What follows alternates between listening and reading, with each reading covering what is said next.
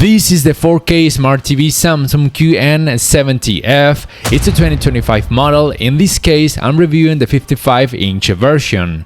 Well, you need to know this TV has an LCD screen with VA panel and an improved quantum dot color technology. This is where the term Neo QLED comes from. In terms of colors and brightness, this TV performs exceptionally. The values in terms of brightness I show you are based on the movie picture mode. You need to understand that the brightness levels vary according to each picture mode.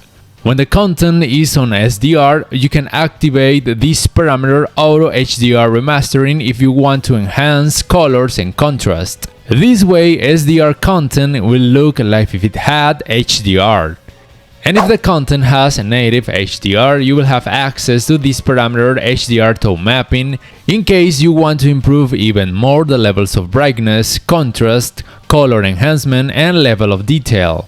And if you want more vivid colors or saturated results, you can modify this parameter Color Booster Pro, or simply you can set color up to 50. And you must keep in mind, I'm not telling you to do this no matter what, I'm just simply showing you what this TV is capable of in this area. This AI mode is available, but from my point of view is nothing remarkable. I mean, it's simply a mode that changes the picture settings according to your surroundings and the content you're watching. That is something already existed in many smart TVs from last years, but Samsung wanted to use this name AI mode. Image upscaling is pretty good. This is supposed to be applied by using artificial intelligence. I'm not sure about that, but I can tell you that if the content has a low resolution, you will perceive a smoother and better results compared to other TVs. But you need to understand that no 4K TV will show you 4K results if the content resolution is low. Gray uniformity is not bad. In fact, the dirty screen effect is almost imperceptible, and the best thing is that when you watch content with higher color volume, the dirty screen effect is almost zero. Viewing angles are not the best, but this is normal because remember, this TV has VA panel. Nevertheless, I don't consider these results so terrible. In fact, they are similar to what you will get from a TCL TV with HVA panel. Motion handling is remarkable. This model has the option for decreasing automatically or manually the judder effect and also blur problems, and the artifacts you will perceive are not annoying. And what about the performance in dark scenes? Well, here you need to understand something very important. In the commercial Samsung uses to promote this TV, they mention it has a conventional and usual mini LED technology with small LED lights, which is what a person expects from a mini LED TV. However, when you visit its website and according to the dimming test I used, the LED backlighting technology is some kind of improved LED edge. I mean, I don't consider this as a real mini LED TV, but Samsung wants to make you understand it is a mini LED TV, although they call this technology as Quantum Matrix Mini LED or something like that. This TV has 18 dimming zones, only vertical dimming zones as you can see. The results when watching content of this type is not as bad as I thought was going to be. I mean, you can still in some cases perceive some blooming effect, and the results vary according to each picture mode and also depends on the local dimming feature. But the overall performance in this area is at least very tolerable. However, if I compare this QN70F with, for example, a real mini LED TV from last year such as the QN85D, the QN85D is much better in these dark scenes and it was offered for a very similar price. But please guys, let me know what you think about this performance of this TV with this type of content. Do you like it, or do you prefer to spend your money in a real mini LED TV? Or do you consider this model as a real mini LED?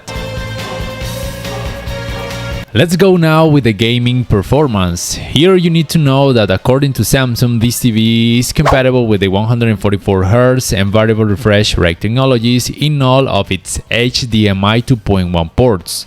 Let's say it's an improvement compared to, for example, the already mentioned QN85D from last year. However, I have not been able yet to test that, but only up to 120Hz in 4K with HDR. And I can tell you the performance of this TV is outstanding. Even when playing video games with a lot of dark scenes and fast movements, I personally didn't notice any ghosting effect. Input lag time in practice is very good and probably more than okay for almost any gamer. You will have access to this game bar with different features such as making an aiming point appear on the screen. You also have access to this zoom option in case you need it, and of course the most important are the picture modes. The auto picture mode is supposed to choose the best picture mode by using artificial intelligence according to the type of video game you're going to play. Then in general in this area, this QN70F is one of the best options this brand offers in this year. And I need to mention that the heating on the screen is not super high even after using this TV for 2 hours also with video games. So these results are normal, or at least are not bad. And speaking now about the smart area, the One remote is the same compared to the last year models. The only change is they removed the shortcut for Disney Plus and replaced it for YouTube. This remote can be charged via solar panel or via USB Type-C. The operating system is Tizen with one UE customization layer. The smoothness or fluency is not bad, although sometimes it takes several milliseconds to access to the settings menu. You need to understand that this operating system is not based on Android, hence you cannot install APK files, and the native apps of this TV and some features will vary according to each country. You will have the option for voice commands by using the microphone located in the One remote or by using the option known as hands-free wake up. Multi-view feature is possible. This TV has the Daily Plus and also the option for the function known as Art. In order to finish this video, you first need to know that the speaker system performance of this TV is not remarkable. I mean, it has at least good clarity, but if you want more bass and a surround experience, you will need to adapt a soundbar or a home theater.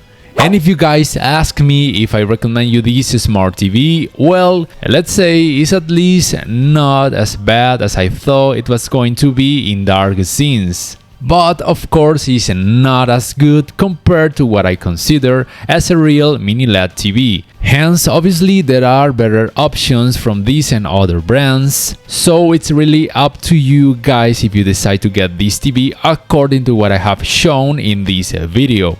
Let me know what you think. Will you buy it? Yes or no, and why? I remind you guys you can support my channel by doing some purchases through the links I put in the description and also in the first comment. Also click the like button if you enjoy this video and subscribe to my channel if you haven't already. Thanks for watching and until next time.